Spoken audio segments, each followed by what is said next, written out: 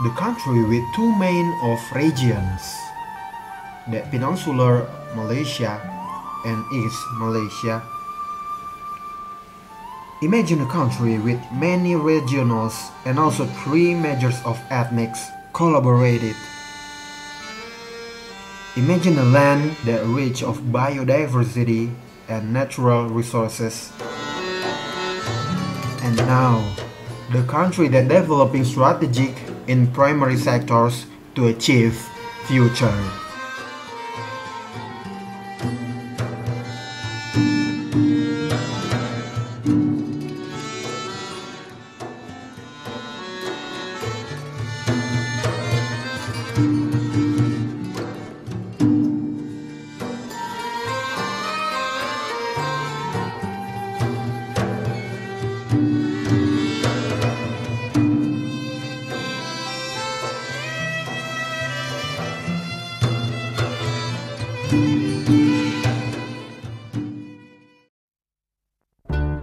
Several strong points for Malaysia to achieve Vision 2020.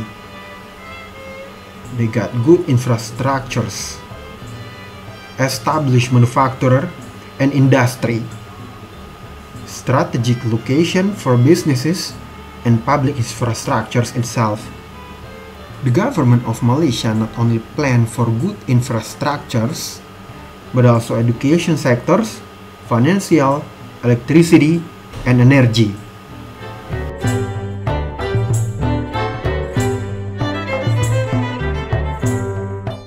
"23 million Malay people spread the outside Southeast Asia, Thailand to Indonesia to Singapore, Brunei, and Malaysia. The majority of Malay, 12 million, live in Malaysia, where they constitute just over half its population. Ethnic Chinese and Indian represent significant of minorities.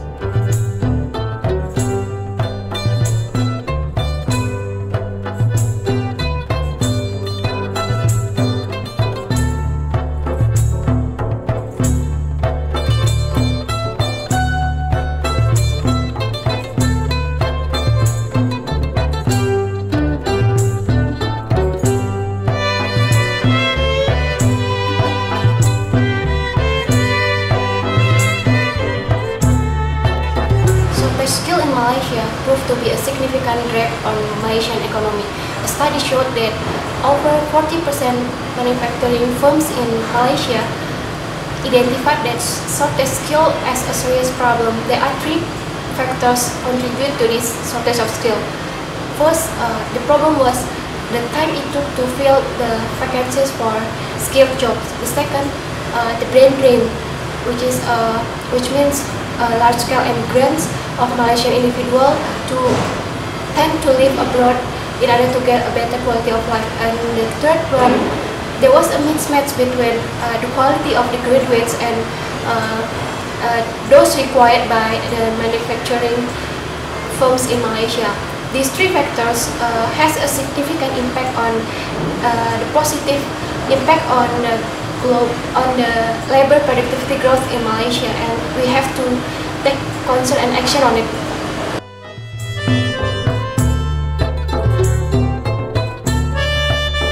In accordance to the Malaysian Vision 2020, actually the government has taken several actions to solve this problem. First, government was spending 20% of its operating expenditure and 18% development expenditure used for education. Much of this effort was channeled to a creation of new universities. The second one, they also has invest on the R&D at 0.64% of its GDP. They encourage R&D collaboration between high institute of higher learning and industry. And the third one, they also, because government realized that they need skilled entrepreneur, so they begin to introduce the mandatory entrepreneurship subject. They need skilled entrepreneur to capitalize future growth opportunities.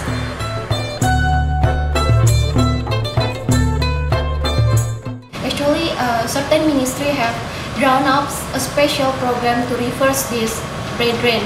For example, from Finance Ministry, they are giving personal and vehicle tax exemptions, and the second one from Science, Technology and Innovation Ministry. They has reviewed incentives to Malaysian scientists, to lure back the Malaysian scientists living abroad. And the third one from Human Resource Ministry. They are giving venture capital and financial assistance, and also research development facilities more accessible.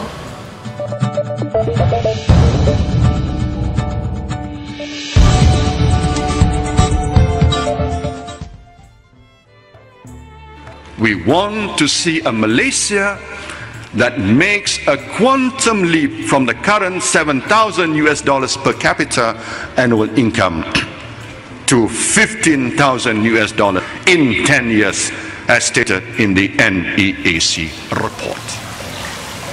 According to my opinion, that GDP Malaysia as of 2010 around $8,372.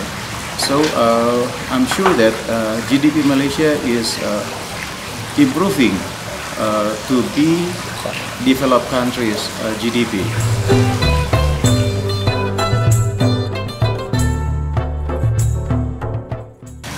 According to Malaysia's target for GDP in double 20, around $15,000, I'm sure that according to the previous data, especially in 2000s, the GDP Malaysia was around $4,000, and then moving to the 2010, GDP Malaysia is around 8,372. So in the coming 10 years, I'm sure that the target of GDP Malaysia in $15,000, there should be several improvement, especially for education sector, and then improving of the length of doing business in Malaysia, and as well as the concentrations in several industries in Malaysia, especially in chemical, electronic, and one again in electrical. So I'm sure that those targets should be improved in order to reach the GDP in double 20.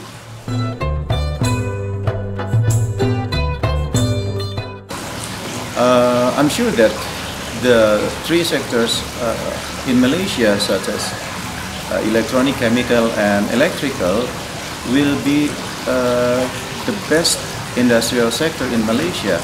As you know that according to government regulations, that the government will improve the quality of human resources in Malaysia for development of the three industries above, as I explained. I'm sure that the target of GDP double 20 will be reached by the government of Malaysia.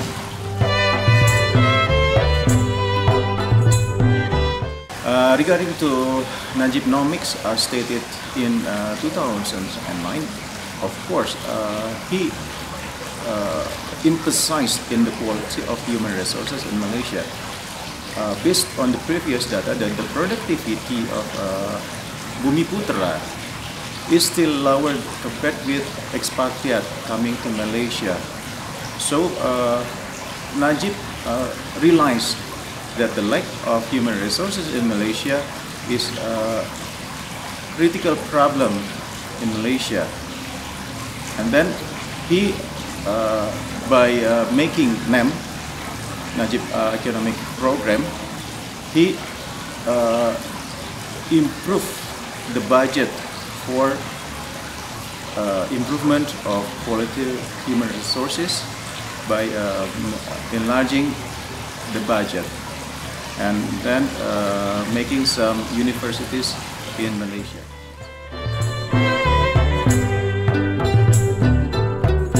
To attract foreign investors to come to Malaysia, I think there are several problems to be solved, just like in good education for people in Malaysia, and human capital, industry, and IT developer in Malaysia.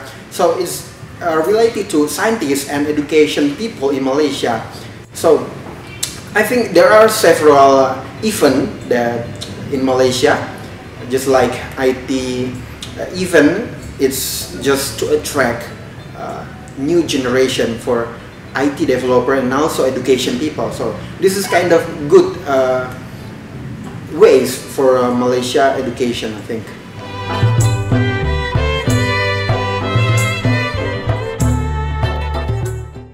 To attract education people in Malaysia, I think best practice for government in Malaysia, just like doing education event, and also it's gonna be great to be triggered government to increase education in Malaysia and human capital for Malaysian itself. The benefit for education people in Malaysia, I think not only for the government itself, but it's good for this country because there are new generation for education people, and I think what the students or university students learn from their school or their university, they could be practiced in the event and also to the real industry or the real business world.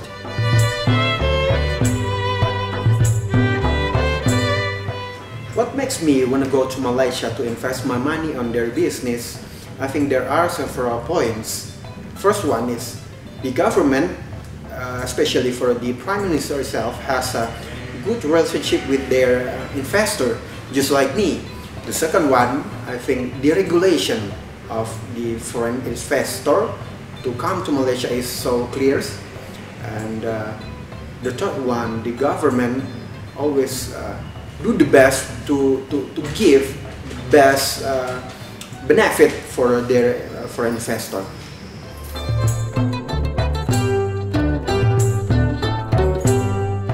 Yes, I do. I do believe on their economic growth in Malaysia, so I think I'm so sure to invest my money in Malaysia business.